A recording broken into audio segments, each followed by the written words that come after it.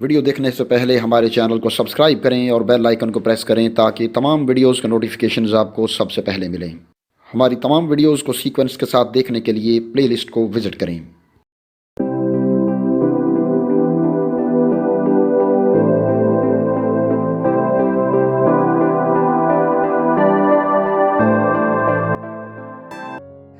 السلام علیکم دوستو، کیا آپ جانتے ہیں کہ حضرت امام مہدی علیہ السلام کے ظہور کی تقریباً تمام نشانیاں پوری ہو چکی ہیں یا ہونے والی ہیں؟ اس سال کے دوران ہی دنیا کو کون سا بڑا راز معلوم ہونے والا ہے؟ کیا سچ میں کوئی ایسا واقعہ رونما ہوگا جو آپ کے دل اور دماغ کو ہلا کر رکھ دے گا؟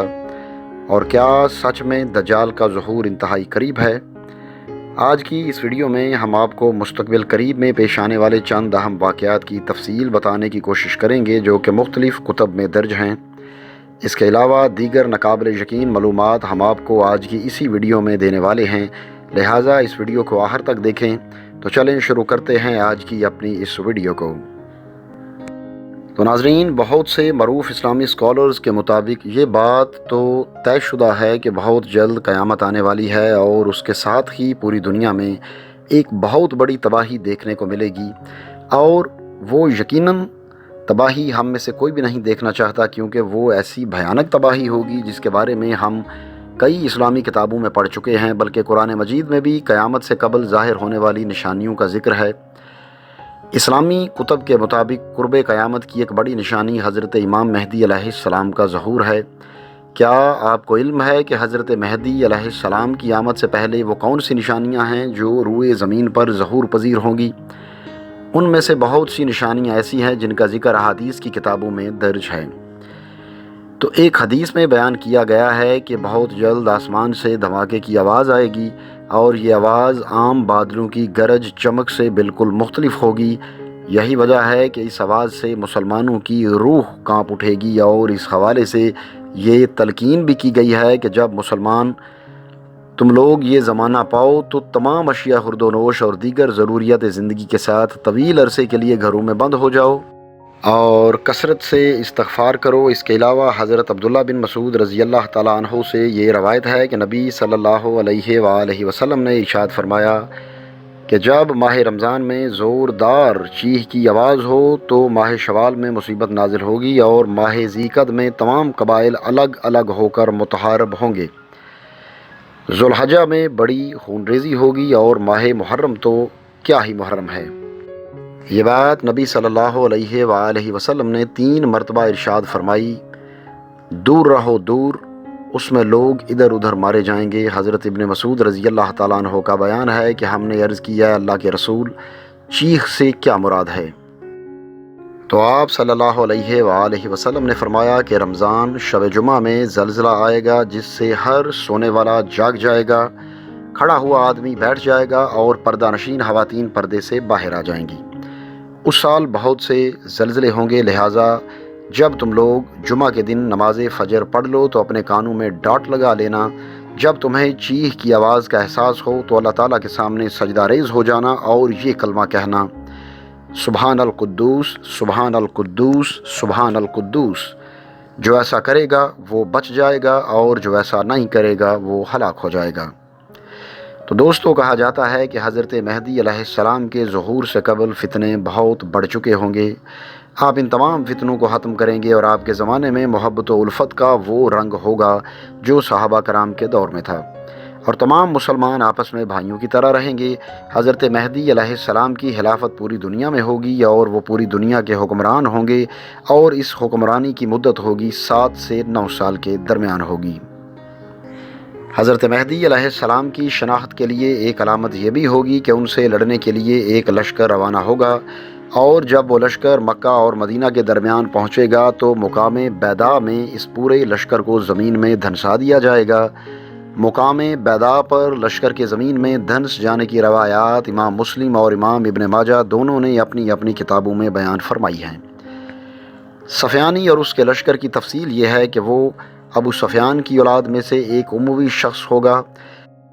اس کے ہاتھوں اسلام اور مسلمانوں کو سخت تکالیف کا سامنا کرنا پڑے گا، اور اس کے زمانے میں عام مسلمانوں کا بالعموم اور علماء کا بالخصوص قتل عام ہوگا، لیکن یہ فتنہ زیادہ دیر تک نہیں ہوگا، کیونکہ حضرت مہدی علیہ السلام کا ظہور ہو چکا ہوگا، جس کی علامت یہ ہوگی کہ صفیانی بیت اللہ کو منہدم کرنے کی نیت سے روانہ ہوگا۔ لیکن جب یہ لشکر مقام بیضاء کے مقام پر پہنچے گا تو صفیانی اپنے لشکر سمیت زمین میں دھنسا دیا جائے گا، اور مقام بیضاء مکہ اور مدینہ کے درمیان ایک جگہ ہے۔ اس لشکر کا زمین میں دھنسنا فتنہ صفیانی کی نشانی ہوگی، اور صفیانی کا خروج دراصل امام مہدی کے ظہور کی علامت ہوگی۔ اس پورے لشکر میں سے صرف ایک شخص زندہ بچے گا جو لوگوں کو آ کر لشکر کے زمین میں دھنس جانے کی خبر دے گا۔ تو ناظرین، موجودہ عالمی حالات کے تناظر میں چند علماء یہ بھی کہتے ہیں کہ اگر امام مہدی علیہ السلام سے متعلق بتائی جانے والی تمام نشانیوں پر غور کیا جائے تو اس وقت تقریباً پوری دنیا کورونا جیسی وبا کے پیش نظر اشیاء خرد و نوش اکٹھی کر کے اپنے اپنے گھروں میں چھپی بیٹھی ہے۔ یہ بھی کہا گیا ہے کہ امام مہدی سے قبل چاند گرہن پہلے سے کئی گنا زیادہ تعداد میں ظاہر ہوں گے، اور ایسا بھی ہو رہا ہے کہ پچھلے کئی سال سے ہر سال ہی چاند گرہن لگتا ہے، اور ہر گزرتے سال کے ساتھ اس کی شدت پہلے سے زیادہ ہوتی جا رہی ہے۔ اگر سعودی حکومت اور سعودی تخت کی بات کی جائے تو اس کے بارے میں اسلامی تاریخ میں بہت سا لٹریچر لکھا جا چکا ہے، اور ان تمام نشانیوں میں سے سب سے بڑی نشانی یہ قرار دی گئی ہے کہ حضرت مہدی کی آمد سے قبل ریاست مدینہ کے تینوں شہزادوں کی آپس میں جنگ چھڑ جائے گی، اور یہ تحت کی ہوس میں وہ لوگ اس حد تک چلے جائیں گے کہ دوسری بڑی طاقتیں بھی ان پر غالب ہونے کے لیے کوششیں شروع کر دیں گی۔ یہ وہ نشانیاں ہیں جن کا تعلق صرف اسلام اور مسلمانوں سے نہیں ہے، بلکہ عیسائیت اور یہودیت میں بھی ان موضوعات پر بڑے لمبے عرصے سے بحث جاری ہے، اور ان نشانیوں کا بار بار کسی نہ کسی صورت میں ذکر کیا جا رہا ہے۔ ان مذاہب کے بڑے بڑے عالم نہ جانے کتنے سال سے ان تمام واقعات کے ظہور پذیر ہونے کی گواہی دے رہے ہیں۔ کچھ علماء نے ان میں سے چند واقعات کے رونما ہونے کے شواہد بھی پیش کیے ہیں۔ یہودی تو مسلمانوں سے بھی زیادہ اپنے مسیحا یعنی دجال کی آمد کے منتظر ہیں، اس لیے وہ تقریباً گزشتہ 30 سال سے اس موضوع پر مسلسل ریسرچ کر رہے ہیں، اور اسی ریسرچ کا نتیجہ ہے کہ وہ دجال کے آنے کی نشانیاں پوری ہوتی دیکھ رہے ہیں، اور اسی وجہ سے پوری دنیا سے اپنا مال و دولت اور مقام مرتبہ اور پرآسائش زندگی چھوڑ کر اسرائیل میں آ کر بستے جا رہے ہیں۔